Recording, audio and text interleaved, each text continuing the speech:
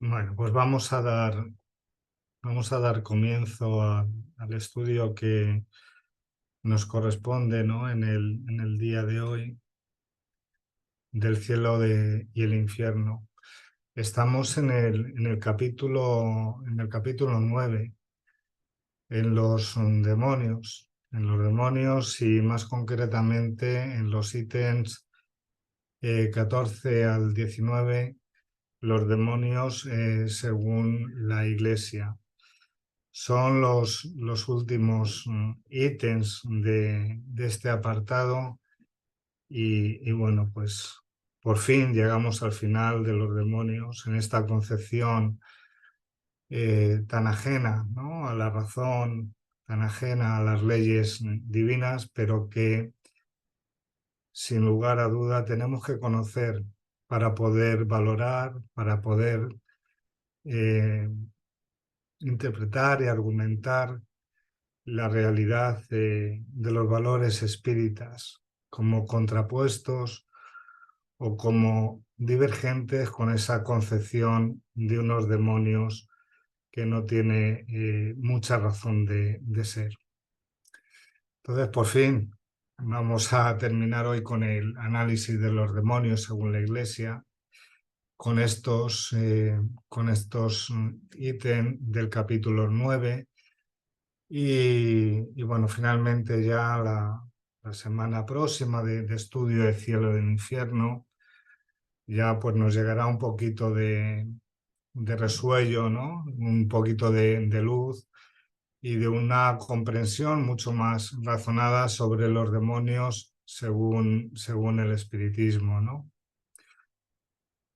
Para esto vamos a ir estudiando estos ítems, leyéndolo uno por uno y a continuación haré unos comentarios sobre cada uno de ellos.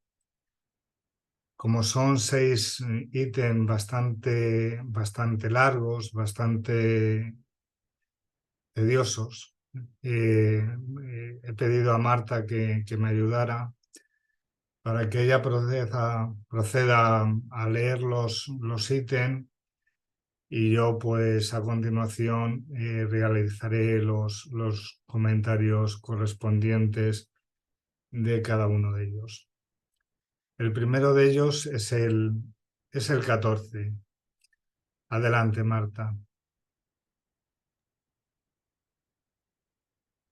Según esta doctrina, solo una parte de los demonios está en el infierno.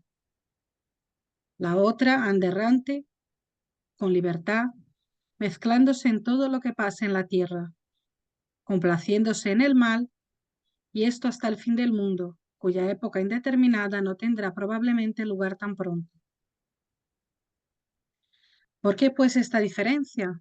¿Son menos culpables?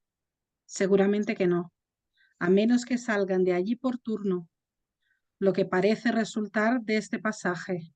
Mientras los unos están en su morada tenebrosa y sirven en ella de instrumentos a la justicia divina contra las almas infortunadas que han seducido. Sus funciones consisten pues en atormentar a las almas que han seducido. De esto se desprende que no están encargados de castigar a las que son culpables de faltas libre y voluntariamente cometidas, sino de aquellas que ellos han provocado. Son a la vez la causa de la falta y el instrumento del castigo.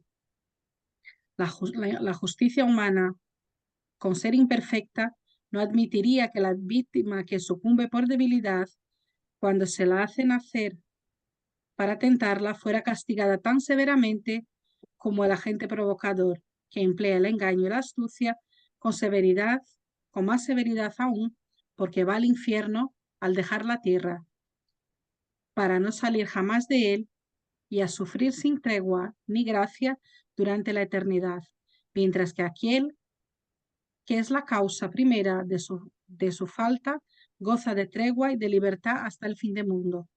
La justicia de Dios, ¿acaso, Jesús? No consigo leer la última línea. No Voy a sé si es medir. ¿Ahora? un poquito Ah, más. No, ahora. ¿La justicia de Dios acaso no es más perfecta que la de los hombres? muy bien. Pues nada, estamos con este ítem 14, ¿no? Que hemos leído. Y bueno, vamos a analizar aquí el parecer, ¿no? El parecer de la Iglesia según sobre los demonios, fundamentalmente relativo a lo que, bueno, aparece aquí en la imagen, dónde se encuentran los demonios, cuál es el fin, cuál es el objetivo de los demonios que están errantes, y una tercera reflexión a colación de este ítem sobre la imperfección de la justicia humana. Se muestra, se revela como inferior o menor que la concepción incluso de los demonios según la Iglesia. ¿Dónde se encuentran los demonios? Pues los demonios pueden haber sido desterrados definitivamente al infierno o pueden encontrarse errantes según la Iglesia. Los primeros han sido confinados de una forma permanente y nunca, en ningún momento serán librados, sino que pasarán directamente al infierno, al Tártaros, donde van a permanecer de forma indefinida. ¿Cuál es el objetivo de los demonios errantes según la Iglesia, ¿no? Pues es muy simple y no es otro que el de atormentar a los espíritus, a las almas que previamente han sido seducidas por ellos mismos. Hay varias referencias, ¿no? a esta finalidad de los demonios errantes. En Apocalipsis, en 9:1-11, por ejemplo, se comenta y se habla de la liberación de los demonios por un periodo de 5 meses para atormentar de una forma intensa, de una forma grave a los hombres, pero sin llegar a la muerte. Igualmente en Apocalipsis 9:13, ahora en el 21, se habla de la liberación de hasta 200 millones de demonios con el propósito de matar, ahora sí, de matar, de aniquilar a un tercio de la población mundial. Pues bien, esta concepción, ¿no? Esta concepción de los demonios, según la Iglesia, es una concepción pues más retrasada que la ya imperfecta concepción que puede tener la justicia humana. Esta justicia humana, la justicia de la sociedad a nivel general y bueno, más en particular, pues la que conozco yo de aquí, de España, es una justicia que ya tiene de alguna forma interiorizada de una manera relevante, de una manera importante, los conceptos de víctima eh, que llega a delinquir por su propia debilidad, por un lado, y, y el concepto del agente provocador, por otro, ¿no? Así, en la justicia social se aplican sistemas de atenuantes y de agravantes, ¿no? Para determinar pues, el mayor o el menor grado de reproche que puede tener el acto, dependiendo de si su responsabilidad puede estar menguada, atenuada, o por el contrario puede estar agravada. ¿Cómo se puede atenuar esa responsabilidad o por qué se considera que está atenuada esa responsabilidad? Pues, por ejemplo, por un miedo que no se puede superar, por un trastorno de índole mental o por una alteración psíquica importante, ¿no? Situaciones que bien podríamos decir que pueden provocar esos mal llamados demonios por la Iglesia, ¿no? Que seducen y atormentan a estas personas, ¿no? ¿Y por qué puede estar agravada la responsabilidad? Pues por las circunstancias propias que utilizan esos demonios para atormentar, como pueden ser pues, el abuso de su superioridad, el abuso de esas cualidades también de invisibilidad, ese abuso también de la confianza que se ganan con las personas que finalmente someten a su yugo. No obstante lo anterior, en cuanto a las atenuantes y agravantes, que sí que aplica, pero para el supuesto que nos ocupa ahora, la figura más adecuada para hablar analógicamente de demonios en derecho penal sería la figura del inductor o del autor mediato, que se ven equiparados al concepto del autor mismo, siendo el inductor el que incita directamente a otro a tomar una resolución, a tomar una decisión de acometer un hecho delictivo, un hecho gravemente antijurídico. Pues bien, si siguiéramos el criterio de la Iglesia en la concepción de los demonios, el inductor sería tanto, por un lado, el causante de la falta, como por otro, el responsable de castigar al inducido, a esa víctima, a ese débil que ha sido inducido. Pues bien, esa ambivalencia de inductor y castigador es inadmisible en la justicia humana, como estamos viendo, y por tanto menos aún puede ser admisible en la justicia divina. Pasamos al ítem 15 que dice así.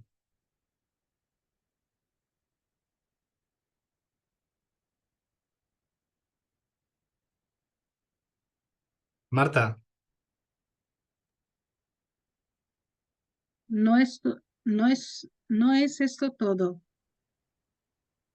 Dios permite que ocupen todavía un lugar en la creación, en las relaciones que debían tener con el hombre y de las cuales hacen el más pernicioso abuso. ¿Podía Dios ignorar el abuso que harían de la libertad que les concedió? Pues ¿por qué se la concedió?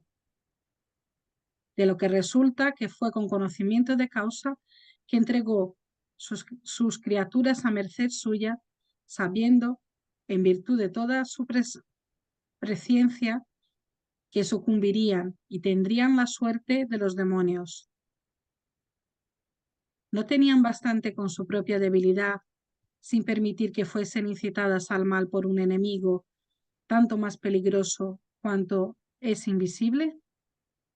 Al menos si el castigo no fuese más que temporal, y si el culpable pudiese rescatar por medio de la reparación, pero no, está condenado para la eternidad. Su arrepentimiento, su vuelta al bien y sus pesares serán inútiles. Reduce otra vez Jesús para leer el final. De este modo, los demonios son los agentes provocadores predestinados a reclutar almas para el infierno. Y esto con el permiso de Dios, que sabía, creando esas almas, la suerte que les estaba reservada. ¿Qué se diría en la tierra de un juez que obrase así para llenar las cárceles? Extraña idea la que se nos da de la divinidad de un Dios cuyos atributos esenciales son la soberana bondad. En nombre de Jesucristo, de aquel que no ha predicado sino el amor, la caridad y el perdón, se enseñan semejantes doctrinas. Hubo un tiempo en que tales anomalías pasaban desapercibidas, o no se las comprendía o no se las sentía, El hombre encorvado bajo el yugo del despotismo sometía su corazón a ciegas, o mejor, abdicaba de su razón. Pero hoy la hora de la emancipación ha sonado. Comprende la justicia, la quiere durante su vida y después de su muerte. Por esto asevera, esto no es así, no puede ser, o Dios no es Dios. Muchas gracias, Marta. Pues de este ítem, ¿no? De este ítem 15, nos encontramos con estas dos ideas que os pongo en pantalla, también inadmisibles, ¿no? El castigo de los demonios en algunos casos es eterno, es interminable, es indefinido. La otra idea bueno, pues chirría con todo lo que es la razón, es que la misión única, la misión única de estos demonios errantes o confinados de forma temporal es reclutar con el permiso de Dios, almas para el infierno, ¿no? Pues bien, esta eternidad en el castigo, pues directamente en las Biblias, en las católicas, ya sean unas versiones u otras, ya la protocanónica de 66 libros o la de deuterocanónica de 73, el mensaje es el mismo. Así vemos que en Pedro 2, 4, 5 nos dice que Dios no perdonó a los ángeles que pecaron, sino que arrojándolos al infierno los entregó a prisiones de oscuridad para ser reservados al juicio. Y si no perdonó al mundo antiguo, sino que guardó a Noé, pregonero de justicia, con otras 7 personas, trayendo el diluvio sobre el mundo de los impíos. Pues bien, esta misma idea de Pedro en Judas 6:7 en la Biblia se nos transmite de nuevo, diciéndonos a los ángeles que no guardaron su dignidad, sino que abandonaron a su propia morada, los ha guardado bajo oscuridad en prisiones eternas, para el juicio del gran día, como Sodoma y Gomorra y las ciudades vecinas, las cuales, de la misma manera que aquellos, habiendo fornicado e ido en pos de vicios contra naturaleza, fueron puestos, por ejemplo, sufriendo el castigo del fuego eterno. Tanto una como otra lectura de Judas y de Pedro nos transmiten los mismos, que estos ángeles caídos permanecen permanentemente confinados en el infierno. Infierno que se domina el Tártaros, como palabra griega, que aquí traducimos por ese concepto de infierno, ¿no? Que es una sección de Hades donde se encuentran los demonios que han sido destinados allí de una forma definitiva. Estos que están allí ya no pueden arrepentirse. Según la idea, según la concepción de la Iglesia, ya tuvieron sus oportunidades y de alguna forma la rechazaron. Y bueno, pues idea que bueno, choca y chirría con el amor, con la caridad, con el perdón que siempre ha predicado el Maestro Jesús. Igualmente choca con los principios cristianos, que la única misión de estos demonios errantes, confinados temporalmente, no sea otra que reclutar almas para el infierno. Pues pasamos al ítem 16, que dice así. El castigo sigue por todas partes a estos seres caídos y malditos. Por doquier llevan su infierno con ellos. No tienen paz ni reposo. Las mismas dulzuras de la esperanza se les han trocado en amarguras. Les son odiosas. La mano de Dios les hirió en el mismo acto de su pecado, y por su voluntad se han obstinado en el mal, habiéndose pervertido, no quieren cesar de serlo, y lo son para siempre. Son después del pecado lo que el hombre es después de la muerte. La rehabilitación de los que sucumbieron es, pues, imposible. Su pérdida es en adelante irremediable y perseveran en su orgullo en presencia de Dios, en su odio a Cristo y en sus celos contra la humanidad.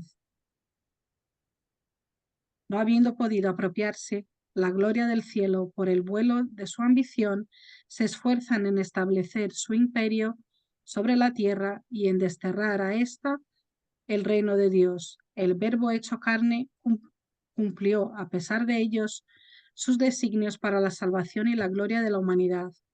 Todos sus medios de acción son consagrados a arrebatarle las almas que ha rescatado. La astucia y la impertinencia, la mentira y la seducción, todo lo ponen en obra para inclinarles al mal y para consumar su ruina. Con tales enemigos, la vida del hombre, desde su cuna hasta la tumba, no puede ser más que una lucha perpetua porque son poderosos e infatigables. Continúa diciendo este ítem 15, el 16. En efecto, estos enemigos son los mismos que después de haber introducido el mal en el mundo han conseguido cubrir la tierra de las espesas tinieblas del error y del vicio. Los que durante largos siglos se han hecho adorar como dioses y han reinado como dueños en los pueblos desde la antigüedad. Estos, en fin, son los que ejercen todavía su imperio tiránico sobre las regiones idólatras y fomentan el desorden y el escándalo hasta en el seno de las sociedades cristianas.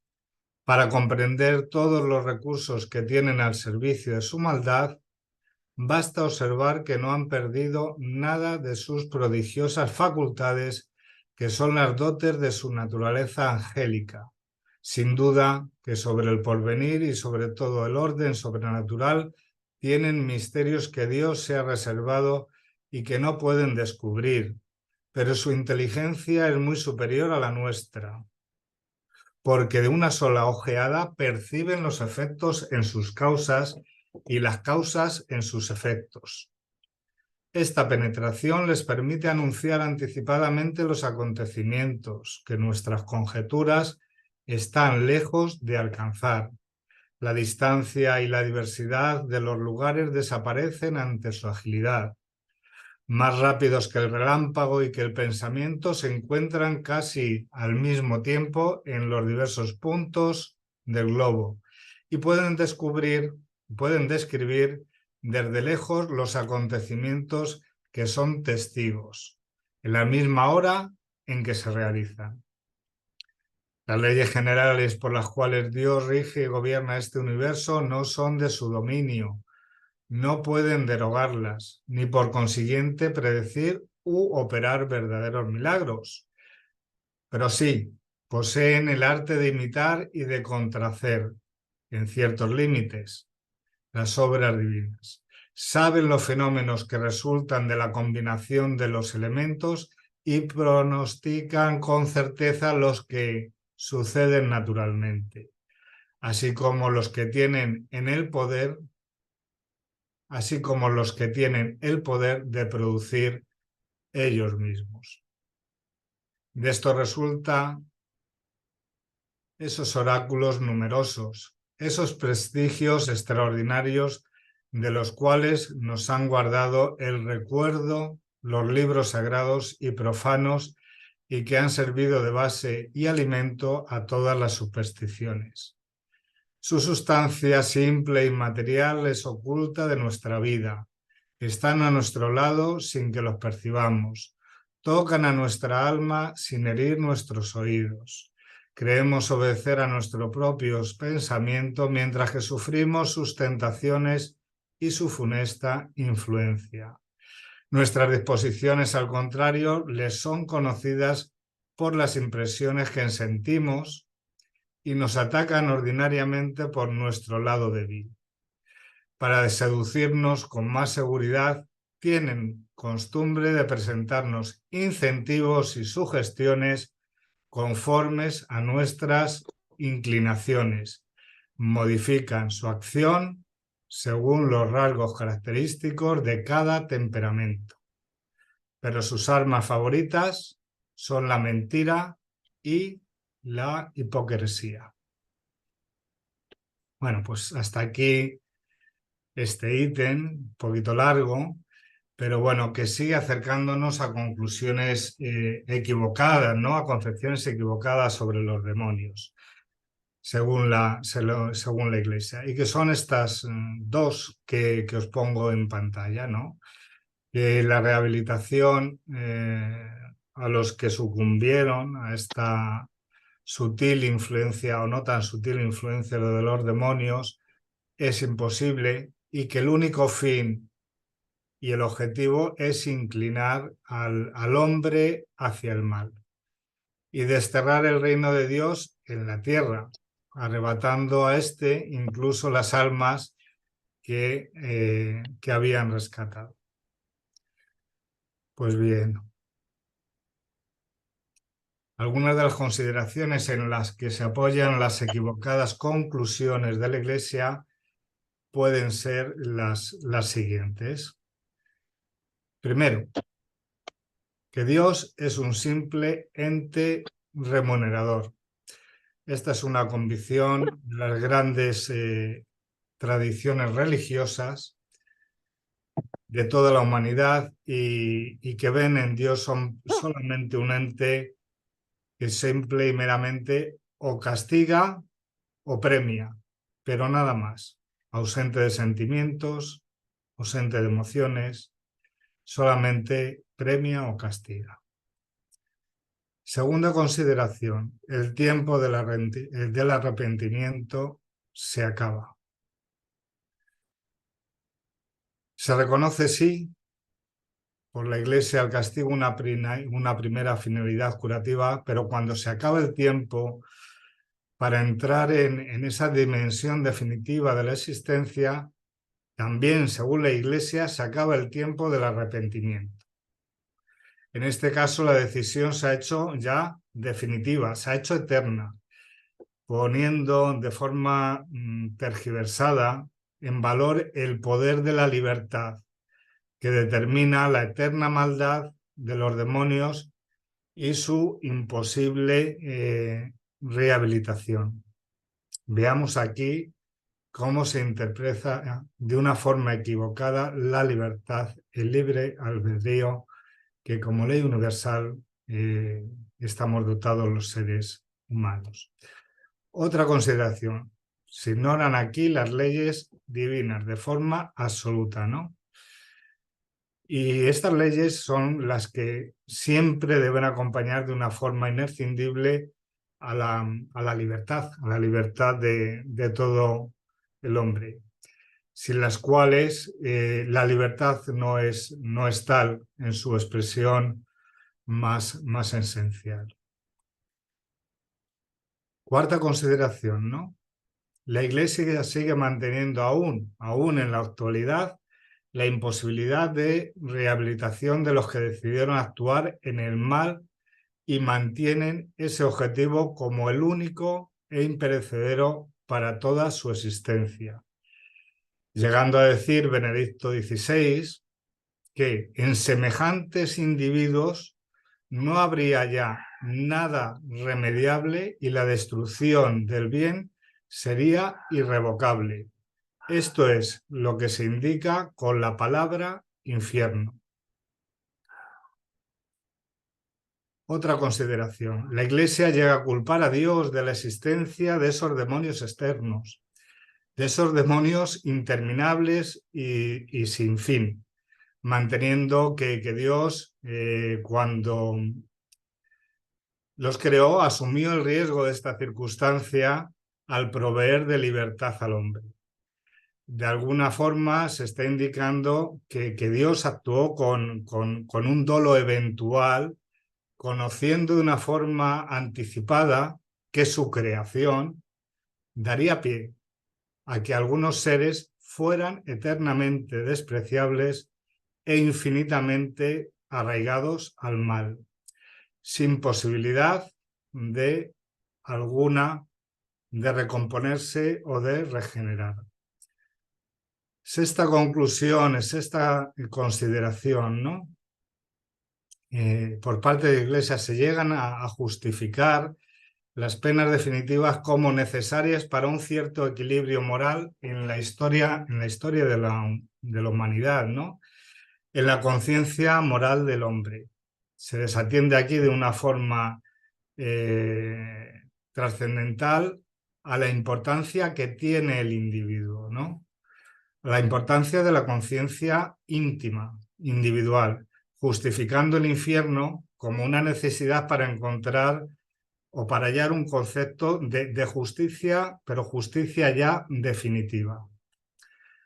Resulta cuanto menos llamativo que la concepción de las penas definitivas para la Iglesia vaya, como ya hemos visto anteriormente, por detrás del propio concepto de justicia en la sociedad, donde ya se han acogido de forma importante los principios de rehabilitación como uno de los principios rectores de los sistemas penitenciarios. Pues vamos a continuar con el ítem 17 que dice así, Marta, cuando quieras. El castigo, se dice, les sigue por todas partes. No tienen paz ni reposo. Esto no destruye la observación hecha sobre la tregua ni reposo. Tregua tanto menos justificada cuanto que estando libres hacen más mal. Sin ninguna duda no son dichosos como los ángeles buenos. Pero se toma en cuenta la libertad de que disfrutan. Si no tienen la dicha moral que procura la virtud, son incontestablemente menos desgraciados que sus cómplices, que están en las llamas. Además, para el malvado hay una especie de goce en hacer el mal con toda libertad. Preguntad a un criminal si les es igual preso o en un campo libre y cometiendo fechorías a su gusto. La situación es exactamente la misma. Se asegura que los remordimientos les persiguen sin tregua ni gracia, olvidando que el remordimiento es el precursor inmediato del arrepentimiento, si no es el mismo arrepentimiento. También se comenta que habiendo llegado a la perversidad, no quieren dejar de ser perversos, y lo son siempre. Si no quieren cesar de ser perversos, no pueden tener remordimientos. Si los tuvieran, cesarían de hacer el mal y pedirían perdón. Luego los remordimientos no son para ellos un castigo. Gracias. Nada, aquí en resumen, como ponemos ahí, la concepción sigue siendo esta equivocada, considerando a estos seres como que únicamente se regocijan haciendo el mal, ¿no? Esto choca, como veremos en las próximas clases, un poco más esperanzadoras, ¿no? Y más razonables en las concepciones de estos seres, ¿no? Bueno, que están en un nivel evolutivo distinto. Choca con el concepto de Dios y sobre todo con los atributos del mismo, ¿no? Este principio que es toda sabiduría, es toda bondad y toda justicia. Por tanto, el mal que observamos no puede tener su origen en Dios. En consecuencia, estos seres mal llamados demonios por la Iglesia, que también tienen su procedencia en la creación de la inteligencia suprema, tienen en su interior, ahora sí de forma incesante y sin fin, el germen de la justicia y de la bondad. Bueno, pues voy a ir resumiendo un poquito para que nos dé tiempo por lo menos a finalizarlo. Y nada, vamos a leer brevemente los ítems 18 y 19, que son los últimos, y hacer unos breves comentarios sobre ellos. Después de haber pecado, son los que el hombre después de la muerte, de lo que se deduce que la rehabilitación de los caídos es imposible. ¿En dónde está la imposibilidad? No se comprende que sea la consecuencia de su semejanza con el hombre después de la muerte, proposición que por otra parte no es muy clara. Esta imposibilidad viene de su propia voluntad o de la de Dios. Si es fruto de su voluntad, denota una extrema perversidad, un endurecimiento absoluto en el alma. Y en este caso, no se comprende que seres tan sustancialmente malos hayan podido ser jamás ángeles de virtud, y que durante el tiempo indefinido que estuvieron entre estos, no dejarán entrever la menor señal de su naturaleza perversa. Si esta fuera la voluntad de Dios, se comprendería menos, aunque impusiera como castigo la imposibilidad de volver al bien después de haber pecado la primera vez. El Evangelio no expresa nada de esto. Gracias, Marta. Bueno, el ítem 19 le vamos a resumir para llegar con unos minutitos al final. Y bueno, fundamentalmente nos dice que la perseverancia en el mal por parte de estos demonios es porque la puerta de la esperanza ya la tienen cerrada, ¿no? Sigue estos dos últimos ítems en esas incoherencias, ¿no? Por parte de la concepción de la Iglesia sobre los demonios.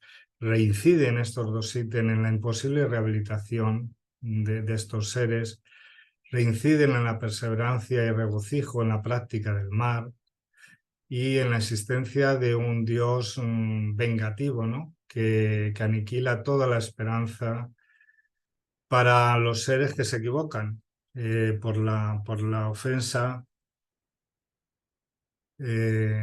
Por la ofensa que supone que para Dios su falta de sumisión, ¿no?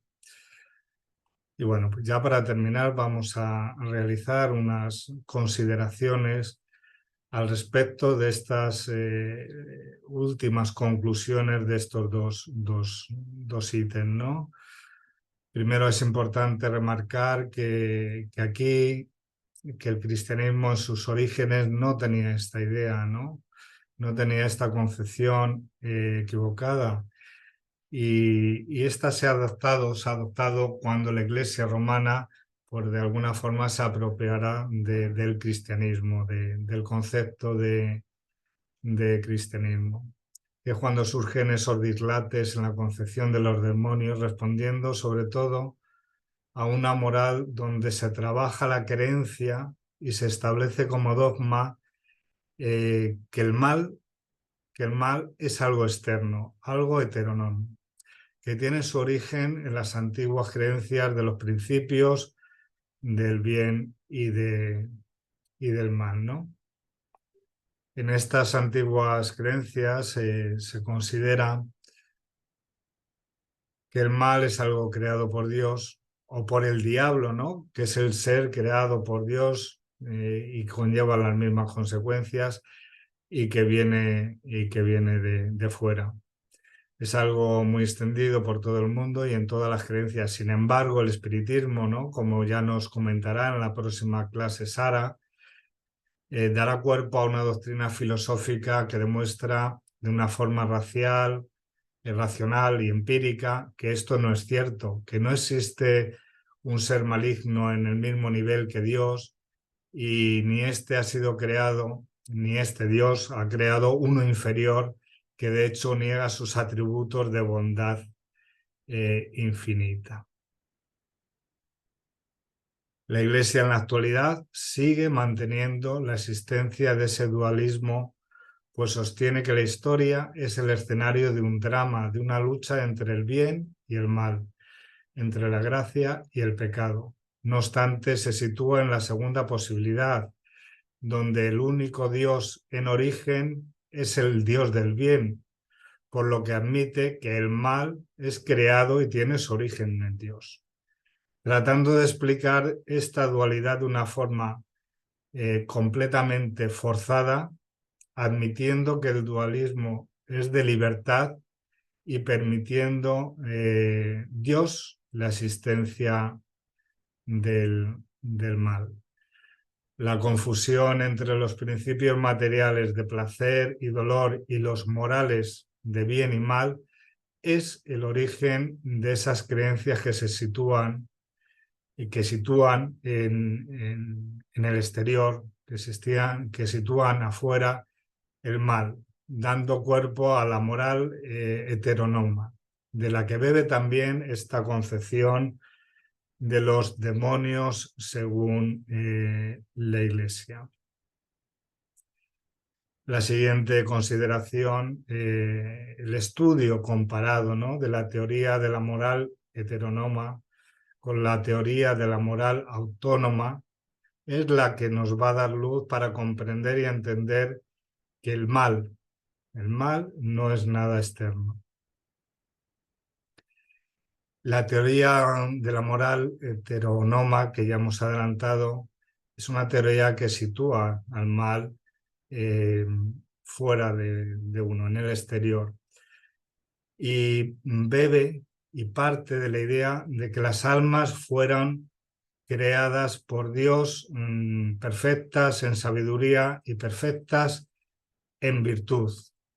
Y por tanto, si eligieron hacer el mal, lo eligieron ya de una forma definitiva porque desde el principio tenían esa completa sabiduría para poder decidir en consecuencia. En cambio, la teoría de la moral autónoma es la que acoge el espiritismo, donde el origen, donde los espíritus son todos iguales en un principio, simples, ignorantes y perfectibles. En esta situación, la perfección y la felicidad son los objetivos, y el mal, cuando existe, es algo temporal, es algo propio del ser humano, utilizado por la providencia divina para el progreso de unos y de otros, ¿no? Y siempre es susceptible de ser doblegado por el arrepentimiento, por el esfuerzo, por la negación y sobre todo por la voluntad de Dios, ¿no? La evolución y el progreso secuencial de la humanidad marca la diferencia entre las dos teorías. La que sitúa como algo externo al mal y la autónoma, en el que se reconoce que esta circunstancia también de malas inclinaciones está dentro de cada uno de nosotros según nuestro nivel y estado evolutivo. Concluyendo la comparación de estas dos teorías, se demuestra de forma meridiana que el mal no es algo de fuera, ¿no? Está en cada uno de nosotros cuando decidimos alejarnos de la buena voluntad, del bien, cuando decidimos actuar de una forma no adecuada, imperfecta, ¿no?, alojados en los malos pensamientos, en las maledicencias y de ahí a las malas actuaciones. La inclinación es, por lo tanto, la inclinación al mal es, por lo tanto, una situación propia de cada uno y de cada nivel y escala evolutiva en la que se encuentra. Nadie absolutamente está destinado al mal de una forma eterna e incapaz de progresar, motivo por el que los demonios, como los considera la Iglesia, ya nos lo dirá Sara, que en esta concepción, pues esos demonios no existen. Y por último, una reflexión sobre el binomio deber y libertad, sobre el que estamos tratando, ¿no?, en el estudio del porqué de la vida, que para mí considero que es el quid de la cuestión. Es el núcleo gordiano para comprender la realidad de la inexistencia de los demonios, que es clara si la libertad de la que gozamos siempre la acompañamos de los postulados y de los deberes que imponen las leyes divinas, de esas leyes naturales. No estamos hablando de una libertad anárquica, no estamos hablando de una libertad que no está informada de responsabilidad y razón, donde los demonios hayan podido elegir de forma consciente estar con una decisión de inclinarse al mal para siempre en esa situación, ¿no? Eso sí, la transgresión de esos deberes que imponen las leyes naturales, pues conllevará, por la aplicación de las mismas leyes divinas, varias consecuencias, pero no solo de estancamiento temporal en el desarrollo de cada uno, sino también serán fundamentalmente oportunidades expresas que tendremos dentro de la encarnación, de aprender y de progresar. Pues bueno, hasta aquí la exposición de estos ítems de los demonios según la Iglesia.